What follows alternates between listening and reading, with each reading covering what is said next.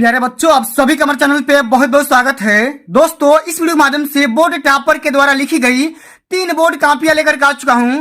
और बच्चों, इस वीडियो के माध्यम से मैं आप सभी को यही बताने वाला हूं कि 2024 बोर्ड परीक्षा में किसी भी सब्जेक्ट का बोर्ड कॉपी कैसे लिखना है, कॉपी लिखते समय कौन कौन सी गलतियां नहीं करना है, और टॉपर अपनी कॉपी लिखते समय कौन कौन सा तरीका लगाते हैं, सब कुछ मैं आप सभी को इस वीडियो के माध्यम से बताने वाला हूं, समझाने वाला हूं।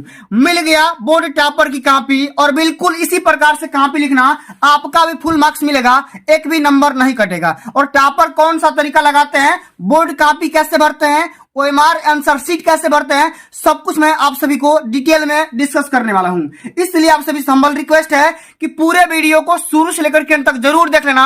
वीडियो को लाइक कर देना, शेयर कर देना, चैनल पे नए हो तो सब्सक्राइब करना। आइए बच्चों, सबसे पहले रही है कॉपी जो कि एक बोर्ड टॉपर के द्वारा लिखी गया है, ठीक ना। और यहाँ पर रही सेकंड कॉपी, ठीक उसी प्रकार की कॉपी है जैसा कि इसको भी बोर्ड टॉपर के द्वारा लिखा गया है। और यहाँ पे रही अंतिम तीसरी कॉपी जो कि इसको भी एक बोर्ड टॉपर के द्वारा लिखा गया है, ठीक ना।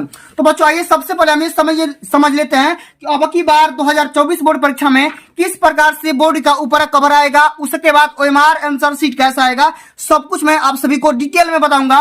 और इतना वीडियो देखने के बाद आप सभी का इतना कॉन्फिडेंस हो जाएगा कि आप भी बोर्ड में टॉप बन सकते हो, भाई टॉपर बन सकते हो, ठीक ना। तो ये बच्चों, सबसे पहले हम यहाँ पे भरेंगे ओएमआर आंसर शीट, उसके बाद भरेंगे यहाँ पे बोर्ड कॉपी, और अंत में समझेंगे कि भैया बोर्ड कॉपी कैसे लिखा गया है और लिखने का तरीका क्या रहने वाला है। सब कुछ मैं आप सभी को डिटेल में डिस्कस करने वाला हूं, पूरा मैं तरीका बताऊंगा। भाई आप भी जाकर के 70 में 70 छाप सकते हो, एक भी नंबर आपका बिल्कुल भी नहीं कटेगा, 95% पाने का सपना साकार कर सकते हो, ठीक ना। आइए बच्चों, सबसे पहले बच्चों यहाँ पे भरेंगे क्या, ओएमआर आंसर शीट, ठीक ना। इसी प्रकार से आप सभी को बोर्ड में ओएमआर आंसर शीट दिया जाएगा। और बच्चों, ओएमआर आंसर शीट को भरने के लिए आपके पास क्या होना चाहिए, या तो ब्लू पेन होना चाहिए या तो ब्लैक पेन होना चाहिए। दोनों पेन में से कोई भी एक पेन होनी चाहिए आपको पूरा पूरा भरने के लिए, ठीक ना। इतना करने के बाद यहाँ पे कोई भी एक पेन ले लो, और यहाँ पे देखो जिला कोड या नाम भरना है। तो सबसे पहले यहाँ पे कौन सा जिला कोड है, तो अपना यहाँ पे आपके एडमिट कार्ड पर लिखा गया होगा डिस्ट्रिक्ट का कोड और डिस्ट्रिक्ट नाम, ठीक ना। यहाँ पे अपना भर देना। उसके बाद सेंटर कोड एडमिट कार्ड पर लिखा होगा, यह भर देना। उसके बाद रोल नंबर यानी कि अनुक्रमांक अपने एडमिट कार्ड पर लिखा होगा, वही भर देना। भाई कौन सा विषय का पेपर देने जा रहे हो उसके यहाँ पे नाम भर देना। उसके बाद प्रश्न पत्र संख्या में प्रथम भर देना। क्या भर देना, प्रथम। इसी प्रकार से सेम टू सेम यही वाला डिटेल आपको नीचे भी भरना है, जैसा कि आप यहाँ पे देख रहे हो। जिला कोड नाम, सेंटर कोड नाम, अनुक्रमांक, फिर यहाँ पे विषय कोड, फिर अपना नाम, फिर उसके बाद प्रश्न पत्र संख्या। इतना करने के बाद बच्चों, एक बात आप सभी को और नहीं भूलना है, जो कि बच्चे भूल जाते हैं और बोर्ड में पहली बार पेपर देने जाते हैं और जाने अनजाने में वो गलतियां कर बैठते हैं। अपना यहाँ पे हस्ताक्षर करना मत भूलिएगा, ठीक ना। उसके बाद यहाँ पे आपको हस्ताक्षर करना है, 2 जगह आप सभी को ओएमआर आंसर शीट में हस्ताक्षर करना होगा, साइन करना होगा। इतना करने के बाद यहाँ पे सेंटर का यहाँ पे मोहर लग जाएगा, आपकी कहां वेरीफाई हो जाएगी। इसी प्रकार से पूरा का पूरा ओएमआर आंसर शीट भरना होगा। और यहाँ पे देखो 1 से लेकर के 20 तक जो भी यहाँ पे क्वेश्चन दिए जाएंगे, एमसीक्यू रहेंगे, बहुविकल्पी रहेंगे, उसको भरने के लिए ब्लू या ब्लैक पेन की जरूरत पड़ेगी। तो बच्चों, जिस पेन से आप ये भरना ना, उसी पेन से आपको ये भी काला करना है, ठीक ना। इसी प्रकार से भरना है भैया, आपको रूल वगैरह से या स्केल से नहीं भरना है, ठीक ना। आगे समझ में, इतना बात। अब चलो, ये रहा बोर्ड का कॉपी। इसी प्रकार से आप सभी को बोर्ड का कॉपी दिया जाएगा, ठीक ना। यहाँ पे लिखा रहेगा परीक्षार्थी का अनुक्रमांक अंकों में, ठीक ना। एडमिट कार्ड से मैच करवा कर यहाँ पे लिख लेना। उसके बाद अंकों में लिखने के बाद यहाँ पे शब्दों में लिखने को बोलता है। तो यहाँ पे देखो बहुत सारे बच्चे लाख हजार करने लगते हैं, तो ऐसा बिल्कुल भी नहीं करना है। आपको एक एक अंक का नाम लिख देना है, जैसे यहाँ पे 3 3 1 0 5 5 0, इस प्रकार से पूरा यहाँ पे रोल नंबर भर देना है। इतना करने के बाद किस चीज का पेपर देने जा रहे हो, जैसे मान लो गृह विज्ञान का पेपर है, यहाँ पे गृह विज्ञान लिख देना। प्रश्न पत्र में केवल भर देना। और यहाँ पे देखो पेपर का यहाँ पे कोड पूछेगा ना, तो कोड में क्या भरना, यहाँ पे देखो ये जैसे मान लो ये पेपर है, इस पेपर का ये कोड है 823 ईसी, तो यहाँ पे भर देना भैया 830 ईसी, ठीक ना। मैं यहाँ पे 8 से बीए भरा हूं, तो यहाँ पे कोड का यहाँ पे अपना अलग अलग होता है, पेपर से मैच करवा करके भरना।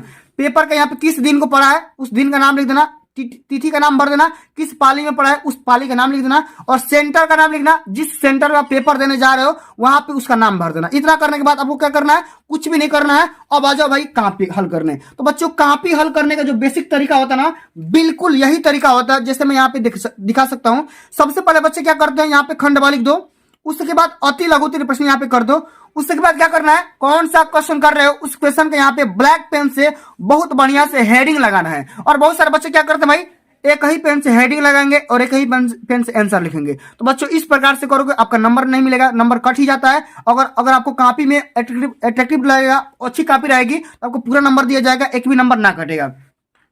अब चलो मैं समझा दे रहा हूँ एक दो सवाल को कि किस प्रकार से आप आंसर राइटिंग करोगे, पूरा मैं तरीका बता दे रहा हूँ। जैसे मान लो यहाँ पे क्वेश्चन पूछा गया है, ये देखो क्वेश्चन क्या है कि चेक कितने प्रकार के होते हैं, उनकी उपयोगिता क्या होती है, ये शॉर्ट आंसर है, अति लघु उत्तरीय है, सब कुछ बताऊंगा, ठीक ना। तो इसमें क्या लिखेंगे, प्रश्नोत्तर संख्या 21, इसमें लिख दो भाई चेक 4 प्रकार के होते हैं, साधारण चेक, रेखांकित चेक, उपहार चेक, ट्रेवलर चेक।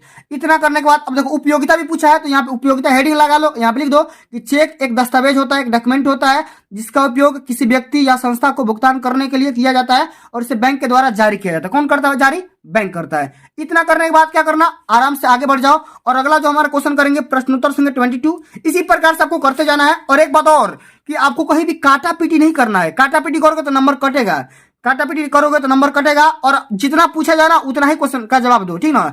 फालतू बकवास करोगे, आपको क्वेश्चन याद नहीं है, आंसर याद नहीं है, तो बच्चे क्या करते हैं फालतू में कुछ भी लिखना स्टार्ट कर देते हैं, जो उसको याद होगा भाई वही लिखना स्टार्ट कर देगा। तो बच्चों ऐसा नहीं करना है, जिस टॉपिक का क्वेश्चन पूछा जाए उसी टॉपिक से आपको क्वेश्चन बना करके या लाइन बना करके बातें बना करके लिख सकते हो, कुछ ना कुछ नंबर मिल जाएगा। लेकिन टॉपिक मिसमैच रहेगा तो भैया नंबर नहीं मिलेगा, नंबर बल्कि कट जाता है, ठीक ना।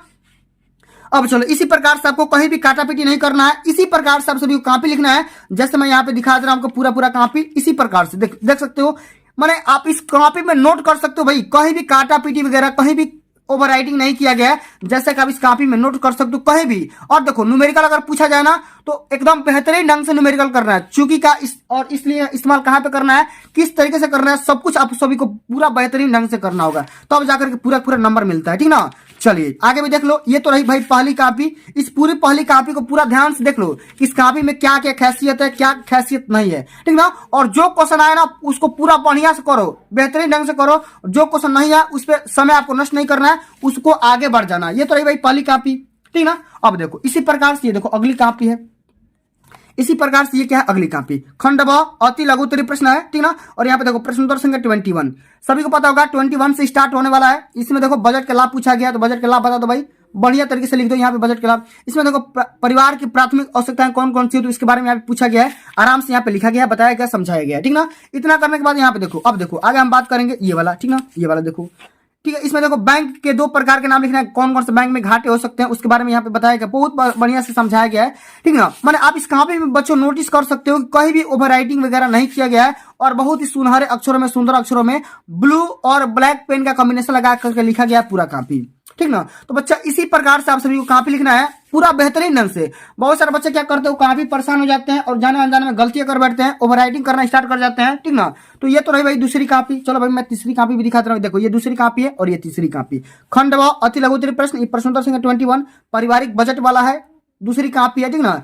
इसको भी किस माध्यम से लिखा गया देख सकते हो, मैंने बिल्कुल बेहतरीन ढंग से लिखा गया है, ठीक ना। कहीं भी आप देखोगे तो ब्लू और ब्लैक पेन का इस्तेमाल किया गया है, और कहीं भी आपको काटा पीटी या ओवर राइटिंग या कहीं भी अपशब्द का इस्तेमाल नहीं किया गया है, या कहीं भी पेपर को हल करते समय एग्जामिनर को लालच वगैरह नहीं दिया गया, या गाली गलौज का इस्तेमाल नहीं किया गया है। बहुत सारे बच्चे क्या करते हैं, अगर उनको क्वेश्चन याद नहीं रहता है ना तो शायरी वगैरह भी करने लगते हैं, गाली गलौज भी कुछ भी लिख देते हैं, और पेपर में कुछ भी नहीं लिखते हैं ना तो क्या करते हैं पैसा रख देंगे भाई, एग्जामिनर को लालच देने लगते हैं। तो भैया आपको इस प्रकार से गलतियां नहीं करना है, वरना एग्जामिनर को और गुस्सा हो जाएगा ना तो आपको आपके ऊपर FIR भी हो सकता है, ठीक ना। तो इस प्रकार से टॉपर तरीका अपनाते हैं, एक कभी जगह ओवर राइटिंग नहीं करते हैं, पूरा जितना क्वेश्चन पूछा जाता है उतना ही के जवाब देते हैं, ठीक ना। इस प्रकार से अगर आप कॉपी लिखोगे तो आपका भी एक भी नंबर नहीं कटेगा और पूरा यहाँ से नंबर मिल जाएगा, ठीक ना।